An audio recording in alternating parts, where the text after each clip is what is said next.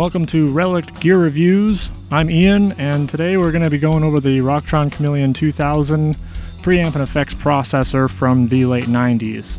It's a pretty cool little unit, it's nothing too crazy, and I had a lot of fun with it when I was using it for my old band. So here we go.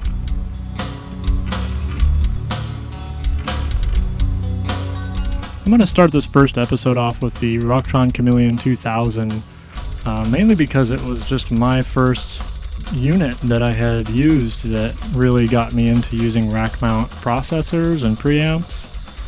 It was the unit that pulled me away from running a pedal board into an amp, and it really opened the door to what these kind of units had to offer for me.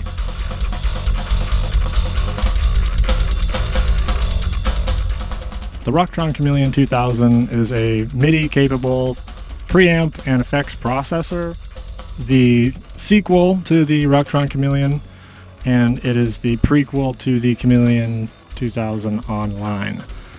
From what I've gathered through research, it is kind of a dumbed-down version of the original Chameleon from the mid-90s.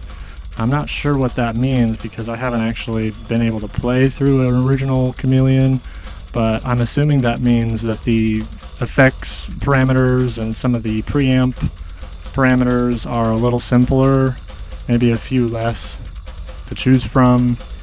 But I can see how it's a little bit of an upgrade in some ways as well. And for the late 90s, I think it was a pretty radically advanced unit just for one rack space. And I think it's still pretty cool.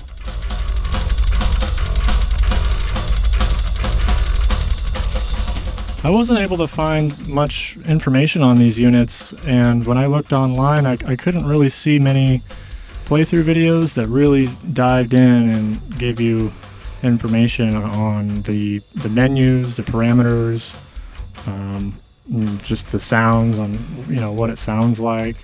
And I wanted to just make a video going over that kind of stuff, explaining the parameters and trying to give you an idea of what some of the effects sound like and the preamp sounds, and hearing it in a mix with drums and bass underneath it. And I gotta say, with a little bit of tender love and care, this unit is still pretty usable. It's got your chorus, your flanger, phaser, pitch shifting, reverbs, delays, signal path routing. It has wah in it. It's got a pretty decent amount of amp modes to choose from, whether it's the cab sim or the EQ. You can really kind of get in there and experiment with it, and I think for one rack space you're really getting a bang for your buck.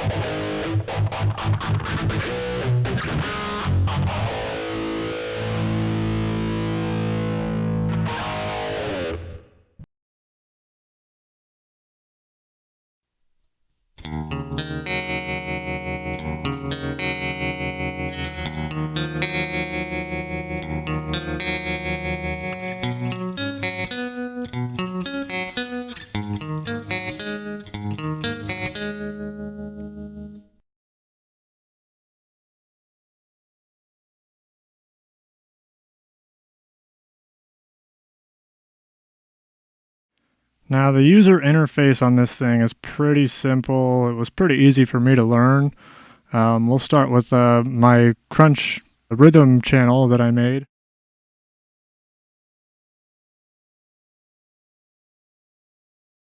We're going to scroll over to the preamp section. This is what gives you your tone, your different amp models or EQ, stuff like that, cab sim. Now you have, I think, 4 different types to choose from. You have Mega, which is your crunch. British.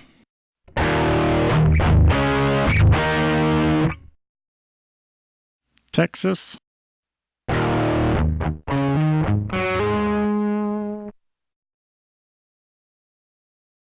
And then you're clean.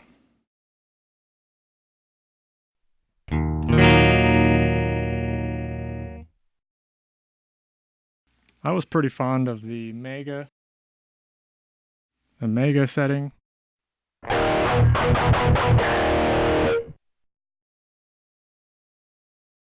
And then you can scroll over to get your gain, the Variac adjust, EQ,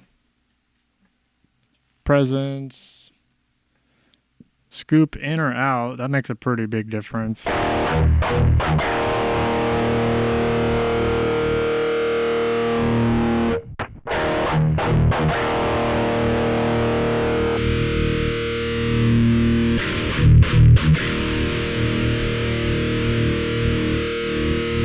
Master volume.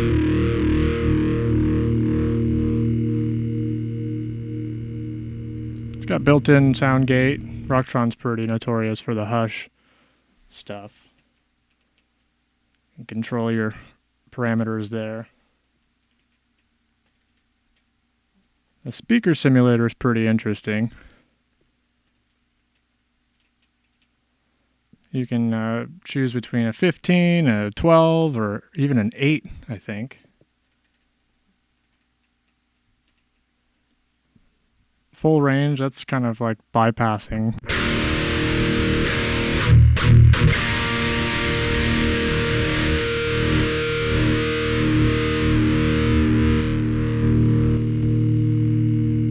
I like it at 12, the regular 12 speakers. The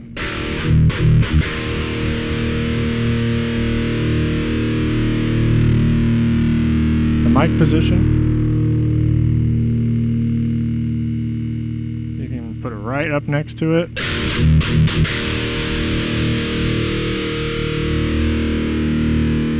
We're pretty far. I prefer kind of a warmer, darker sound, so I have it around -11.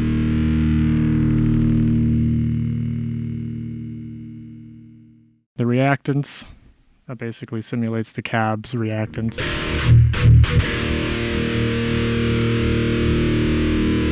Compressor. And then you have a variety of effects to choose from. Wah-wah, delay, reverb, and then you can have your configuration depending on what patch you want. So this particular configuration has wah-wah and reverb, but you can change it to have like phaser or flanger.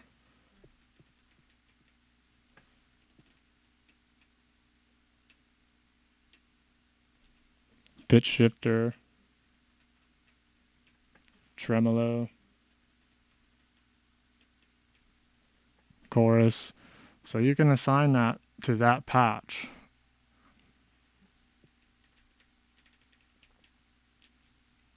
And then of course your title edit. And that's navigating the user interface pretty much in a nutshell.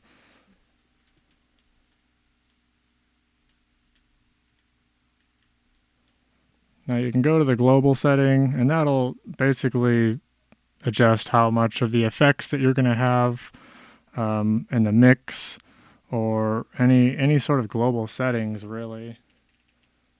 Stereo out.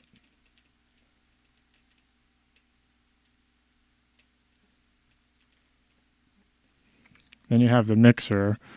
My mistake, that's where you're going to have the effects control, how much of the effect you hear, or just the volume.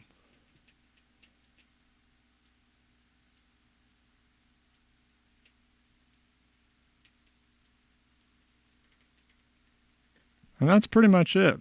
It was a pretty simple unit for its time, and it was there was a lot packed in there.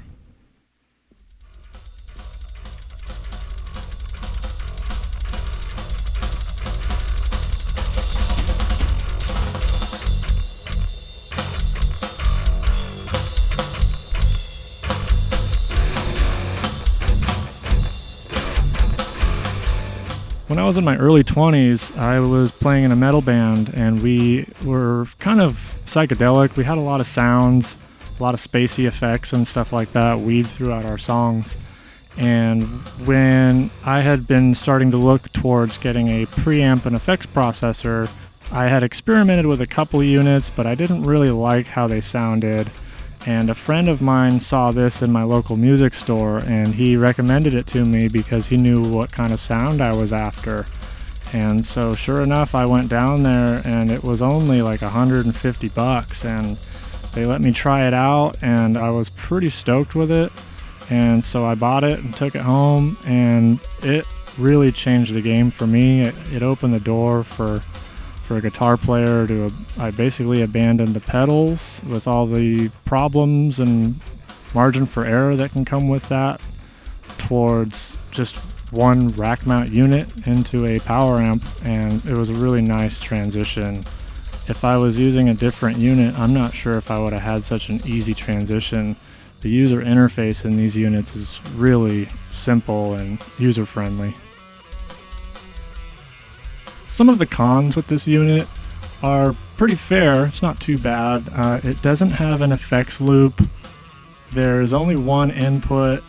The input level knob is pretty hot. You have to run it about noon before it starts to clip, which means for some of those metalers out there that like high gain stuff, you don't really get a lot of gain for the knob at halfway.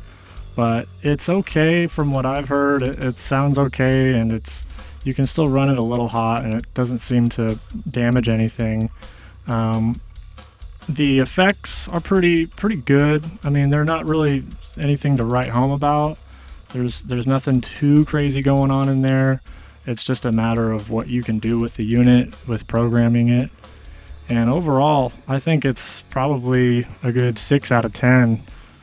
It's still pretty cool, and it's a shame that these kind of units didn't really advance further than the Chameleon 2000 online. So there you have it. That's my review of the Rocktron Chameleon 2000. Thanks for watching. Feel free to subscribe to my channel, and I hope to see you guys next time.